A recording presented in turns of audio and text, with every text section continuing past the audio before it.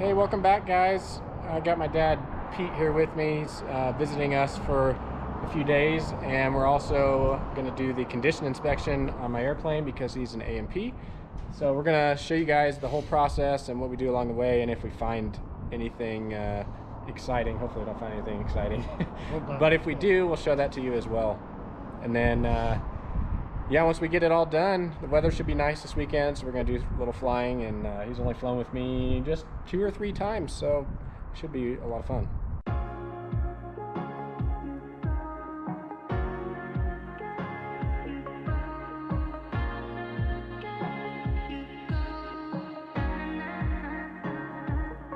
All right, Dad, so why don't you explain what we're doing here? All right, so we're doing a compression check. We took all the top spark plugs out of all 4 cylinders, left the bottom ones in. We have this tool right here that threads into the spark plug hole. We've got our air compressor and our differential pressure tester, also known as a compression tester, okay? We have this set to 80 PSI, which right now it's showing a little over. When I hook it up, it'll actually go down a little bit. When I hook this up, I'm gonna hook this up right here to the cylinder, okay? Cole's gonna have to hold the prop because I'm gonna open the valve right here. All right, we're gonna open it up slowly. All right, we'll let that fill with air and it's gonna tell us what our compression is. As you can see, we have 80 PSI. We're at about 71 right now. We're gonna repeat that process for each cylinder. We're gonna record our values. And actually we're gonna compare them to see what they look like from the last time it was done too. But 71, 72 is pretty good. So we're gonna move on to the next one.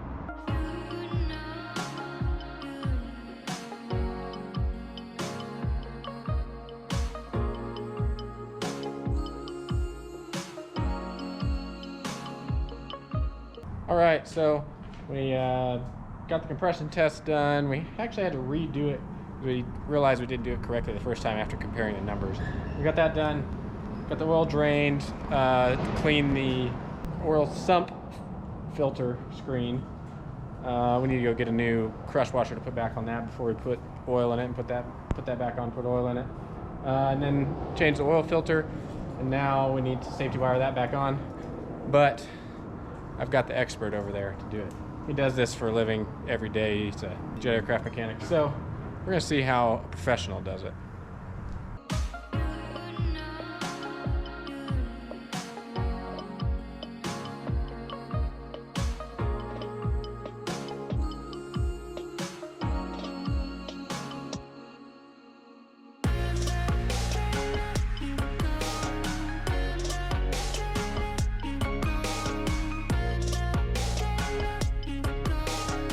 All right, so last night we were really trying to get a few things done before it got dark and we had to head home. So we turned the cameras off, didn't film as much of that, but we were working on trying to time the mags, struggling a little bit since it's new to both of us, but we got it figured out, got it timed this morning. Yeah, I had to reset them. They were firing a little bit, a couple degrees ahead of where they needed to be, so we got it reset. We'll see, I'll have to check them and again at some point and see how they do, and they're about due for being overhauled anyway, so that's another thing we got to do. Put oil back in it, put new spark plugs, all 8 new spark plugs in it, and then just some other little minor things that we've been working on.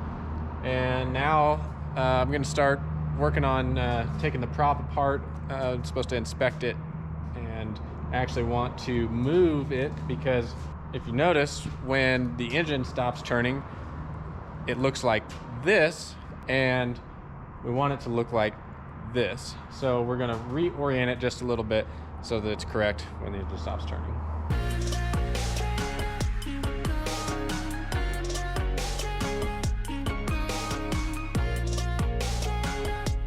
All right, so when we were inspecting the prop blades here, we noticed, and this is the pitch pin, that it just comes right out, and it's not supposed to do that. So I had to go to the store and get some super glue and just glue that right back in there.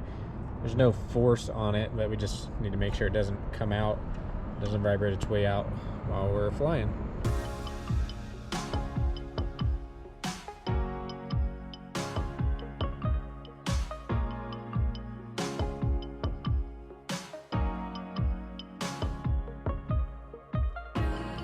All right, back here for a third day of working on this condition inspection.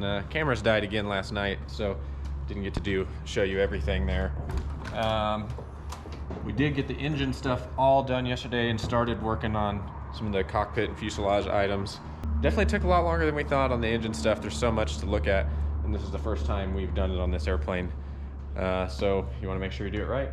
But today is mostly just removing all the inspection panels, inspecting all the controls and cables and all that, lubricating things that we need to. That's pretty much it for today, other than taking the main gear tires off, repacking the wheel bearings, checking the nose gear, things like that. So hopefully it'll take us about a half a day and we'll be done with it.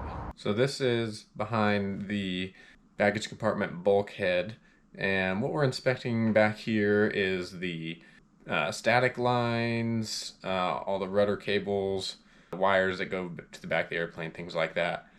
And so, you know, one of the first things you can see here is the static lines on both the left and right side. On RVs, the static ports are simply just a pop rivet with the center drilled out and the hoses attached to the back, as you can see right here. And one thing to look for, not only the condition of the lines themselves, but making sure that they go straight up from the ports and not, they don't dip down at all, so that water can't stay in there. If any water gets in there, it can drain. So you can see that looks good there, and the condition of the lines is also good. Oh, and one quick thing I'll say is that you should probably have the tail on the ground already if you're in a tricycle gear RV, because if you crawl back there, you're going to end up on the ground anyway. Your weight's going to push it down. And then you'll also notice that the cables that the seat belts attach to, the shoulder harnesses, go all the way there to the back of the fuselage. And so we're checking that all the way back and checking the bolt attachment at the back as well. And then the rudder cables, this is a really important inspection. So we're checking to make sure there is no corrosion all the way to the back where they go out of the fuselage. No fraying in the cables, anything like that. That everything looks good. And then here we have the part of the seat pan pulled out so that we can access all the control stick items underneath, inspect them, lube them, all that.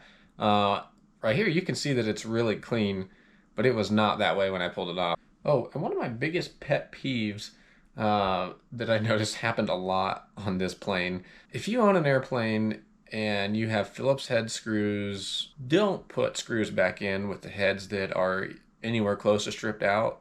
Screws are cheap. Go buy new ones. Alright guys, didn't film too much today. We were just really busy trying to get it knocked out. It still took pretty much all day. But we got it all done, and as you can see, it's all put back together.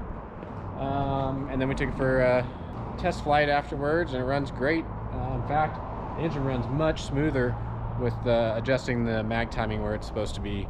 And of course they have brand new spark plugs too. So it all looks good. And hopefully we'll get to do a little flying tomorrow, the last day my dad's here. Hope you guys enjoyed it. Thanks for watching. Please like the video if you did, subscribe if you haven't, and we'll see you next time.